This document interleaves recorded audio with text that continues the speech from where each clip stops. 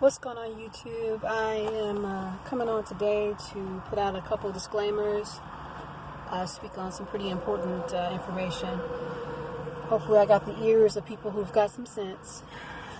And I hate having to say that, but when you go on there and you see so many people that are just, again, like I'm hoping that these people are just plants and that they're just people that are just purposely coming on here to be foolish, because that's exactly what they are. So I'm hoping that they're not real targets. That being said, so I kind of wanted to just discuss the connection between the witchcraft and the gangstalking and the secret cults that runs this world, and why you're basically closed in when you are a target. And I'll just speak for myself, because I don't know about anybody else's situation, and making the assumption that everyone is really being targeted is just a dumb move on anybody's part. But with me personally, I'm being targeted and persecuted very aggressively, and it is coming from everywhere, so I want to give some information on why that is, if you're not clued up on that at this point. So hopefully at this point people understand what the secret societies are. It's just a nice name and a nice face to put on the worship of Satan the devil. And if you have been really doing your homework, you understand that there is nothing pretty about worshiping Satan. These secret occults, they are everywhere. They are entangled and woven into everything you can see, smell, taste, and touch. And I do mean that quite literally and figuratively. So again, for me, it's everywhere. And that's one of the reasons why you have so many willing participants in your monitoring and your stalking.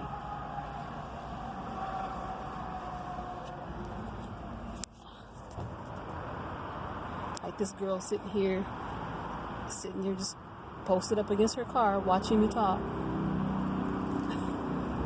That's part of what I'm talking about. So the witchcraft is really deep.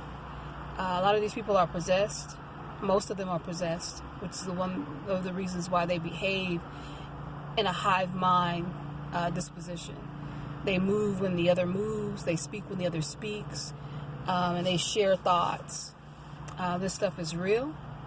Again, if you're not hip on it, you're behind, quite a bit behind. But it's not a small thing. And I'll just give you some examples. If you're homeless, which if you are truly being targeted, you are homeless. If you are someone that they really find to be a threat and you're really a danger to them, you are going to get the most of the targeting. They're going to implement everything, basically give you everything they got. You're going to be homeless, jobless, friendless, familess. You're going to be in the less bracket for as long as they can hold you there. And the reason for that is because they want you focused on those things, because all of those things are required in order for you to live. So they want you focused on those things. It's a preoccupation, so that your mind can't be focused or fixed on the weapon that's really going to be able to destroy them and their master's kingdom.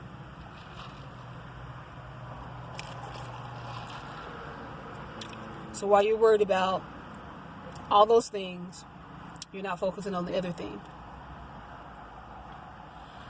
So for me, I'm homeless. Every now and then, because of my the other part of my targeting, which is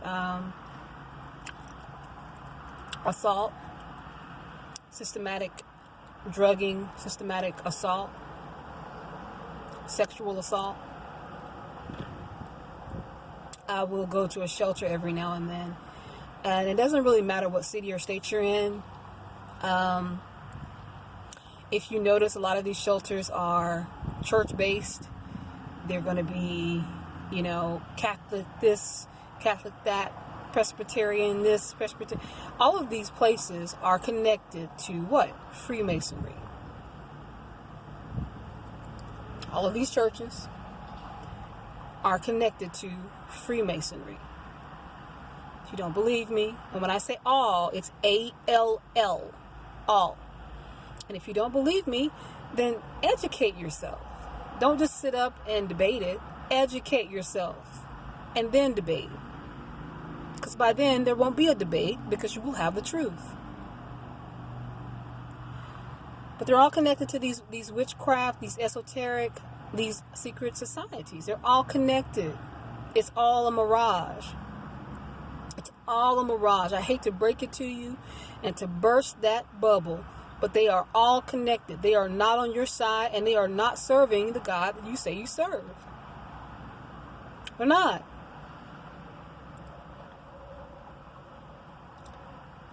So when you go to these shelters that are funded by the government, they're getting their funding from the government, and these people are doing these secret things behind closed doors, and they know who you are by your name, your social, and whatever else they have on you, which is probably your entire life.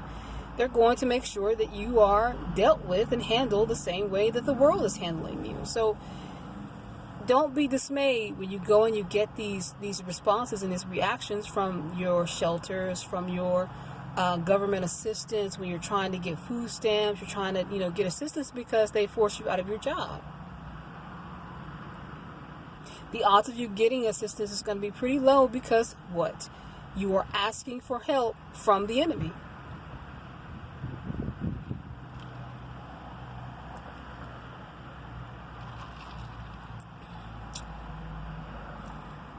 And if you take the time to do the research, it's all connected. All of it. It's always been connected.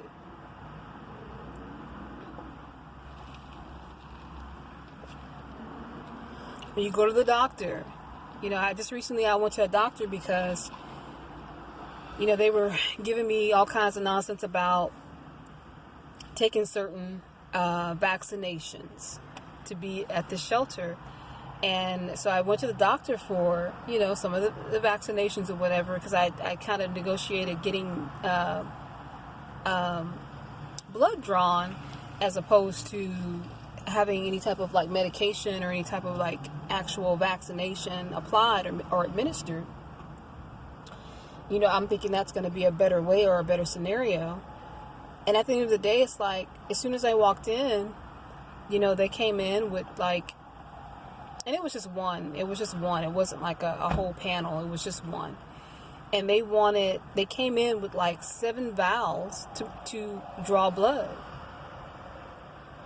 And they've done this to me many, many times. But this time I asked, so why do you have so many vials for a blood draw for one test? Oh, we're going to do some more testing. And who did you get with to get that cleared? Because I don't remember having a conversation with the doctor getting that cleared.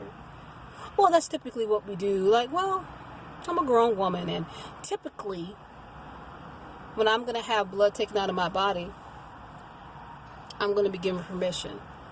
I'm not going to do any subliminal or mind reading type of scenarios. It's going to be you asking me and me saying yes or no. And even though I said that, she insisted she was going to go ahead and continue to try to take blood. These 7 vials of blood. So if you guys have taken the time to look into how much blood you need to run a test, or run a test for diabetes, for high blood pressure, for lots of things, if you're doing those things, it doesn't really require a lot of blood. It really doesn't. So what are you going to be doing with 7 or 8 vials of blood from my body?